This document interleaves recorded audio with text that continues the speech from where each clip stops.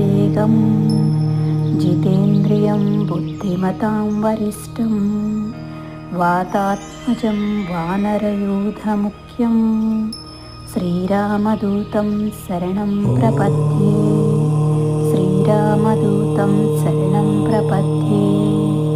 మనస్సును జయించినవాడు, గాలి కంటే ఎక్కువ వేగంగా పయనించేవాడు, పంచేంద్రియాలను తన దీనంలో ఉంచుకున్నవాడు, గొప్ప జ్ఞాని, వానరుల్లో ముఖ్యుడు, శ్రీరామచంద్రునికి దూత అయిన హనుమంతునికి ప్రణామం చేస్తున్నాను.